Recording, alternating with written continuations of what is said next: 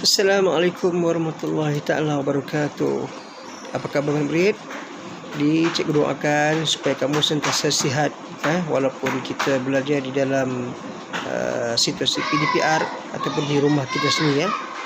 Masih ingat lagi tajuk minggu lepas? Kesihatan diri dan juga sistem reproduktif dalam diri manusia. Baik, kalau murid-murid ingat bagaimana begitu pentingnya kita menjaga alat sulit masing-masing, sama ada lelaki maupun perempuan. Jadi sangat-sangat penting kita menjaga kehormatan kita. Baik, pada minggu ini cikgu akan sambung hasil sambungan daripada tajuk minggu lepas. Namun pada minggu ini tajuk kita ialah peraturan dan juga tingkah laku. Peraturan dan juga tingkah laku. Baik, sebab apa kita perlu belajar? Yang pertamanya, kita perlu mengetahui peraturan yang tingkah laku dalam aspek seksualiti, sama ada sebagai seorang lelaki ataupun seorang perempuan. Yang keduanya, untuk kita mengaplikasi kemahiran peraturan tingkah laku ni dalam kehidupan harian kita sebagai seorang murid, sama ada murid lelaki maupun murid perempuan. Dan yang ketiganya, objektifnya adalah untuk menilai kepentingan menjaga kehormatan anggota seksual diri sendiri dan juga orang lain. Faham ya murid-murid? Baik, cikgu akan cuba terangkan dengan lebih lanjut lagi tentang tajuk peraturan dan juga tingkah laku ini. Baik murid-murid, apa maksud peraturan tingkah laku ni? Baik, peraturan tingkah laku ni bermaksud bertingkah laku mengikut norma sosial seperti yang pertamanya, kita tidak mendedahkan organ genital. Genital ni apa? Maksudnya kemaluan lah. Kalau lelaki kita ada zakar, kalau perempuan kita sebut faraj, kepada khalayak ramai. Maksudnya kita tidak boleh mendedahkan kemaluan kita itu kepada orang ramai. Yang keduanya, kita tidak boleh atau merabah anggota seksual dalam khalayak ramai. Maksudnya di sini kita tak bolehlah secara tiba-tiba aja bila kita nampak ada orang ramai di hadapan kita nak merabah anggota seksual kita sendiri. Jadi tak boleh berkelakuan sebegitu. Itu yang dimaksudkan dengan tingkah laku. Kita perlu menjaga tingkah laku kita. Baik, seterusnya cikgu akan bagikan contoh. Itu contoh aplikasi kemahiran peraturan tingkah laku dalam kehidupan keharian. Bagaimana contoh yang dapat kita aplikasikan? Baik, yang pertamanya antara contohnya ialah tidak mengintai orang lain. Maknanya kita tak boleh mengintai orang lain. Kita tidak boleh tengok kemaluan orang lain. Sama lah macam kita di sini pun tadi, kita pun tidak boleh mendedahkan kepada orang lain. Sebab apa? Sebab kita nak menghormati orang lain tu. Itu sangat-sangat penting. Kita perlu ingat. Kemudian yang keduanya, kita tidak boleh mendedahkan imej anggota seksual orang lain melalui sebarang media.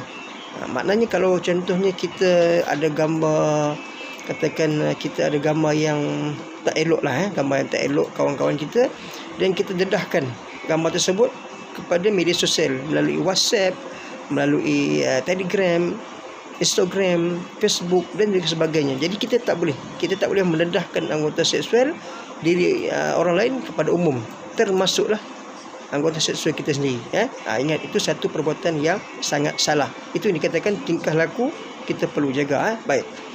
Okey, sekiranya kalau katakan berlakulah, kalau berlaku sesuatu yang tidak diingini, katakan ada orang lain cuba untuk mengganggu kita ataupun menyentuh kita punya anggota genital kita, anggota kemaluan kita, apa yang perlu kita buat?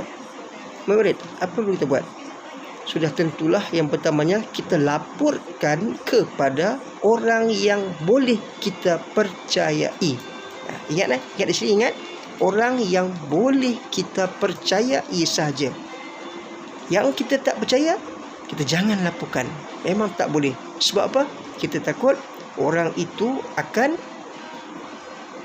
mengambil tindakan yang tidak sepatutnya kepada kita.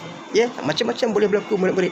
Kita perlu ingat, sangat-sangat penting laporkan kepada orang yang boleh kita percaya saja. Baik, siapakah orang yang boleh kita percaya? Yang pertamanya, kepada ibu kita sendiri, ya. Dah tentulah ibu kita ni tempat kita mengadulah. Contohnya kalau adik-adik, murid-murid sekalian datang haid misalnya, datang haid bagi perempuan, perkara yang pertama yang akan murid-murid laporkan ialah kepada siapa? Orang yang boleh percayai. Dah tentulah kepada ibu, ya. Ibu adalah sangat-sangat memahami bagaimana perubahan sikap pada anak yang sendiri. Okey, itu kepada ibu, laporkan kepada ibu yang pertama. Yang keduanya murid, laporkan kepada bapa, ya. Orang yang sangat rapat dengan kita sebagai ketua keluarga kita adalah bapa. Jadi tindakan lapor kepada bapa kalau ada orang lain melakukan sesuatu yang tidak elok terhadap kita. Yang ketiga dia kepada siapa? Kepada penjaga, ya. Jadi kita lihat juga penjaga kita tu siapa? Mungkin opah kita, mungkin atuk kita, ya. Kita lihat juga sama ada boleh dipercayai ataupun tidak untuk kita laporkan, ya. Dan yang keempat, sudah tentulah adik-adik, murid-murid sekalian, kepada guru kita di sekolah. Kalau di sekolah contohnya berlaku kawan kita tiba-tiba menyentuh kita, menyentuh di alat genital kita, ya. Jadi jangan kita diamkan diri, laporkan kepada guru kita sekiranya berlaku di sekolah. Okey murid-murid. Jadi cikgu harap dengan penjelasan daripada cikgu ini, murid-murid dapat faham, ya, mengapa dan kenapa pentingnya untuk menjaga tingkah laku ataupun peraturan, ya, apabila murid-murid telah menjadi lebih dewasa, ya. Murid-murid perlu ingat ini, ya. Ingat, perlu jaga kehormatan diri dan juga keluarga kita. Jadi murid-murid, selepas daripada murid-murid mendengar sesi PDPR daripada cikgu ini, jadi selepas ini murid-murid boleh rujuk kepada Google Form yang cikgu akan berikan, dan di situ ada 2 lembaran, ya, 2 lembaran latihan. Murid-murid jawab latihan tersebut dan hantar semula kepada cikgu, melalui grup WhatsApp tahun 5 ataupun PM cikgu, ya. Okey, itu saja untuk hari ini. Selamat belajar. Assalamualaikum.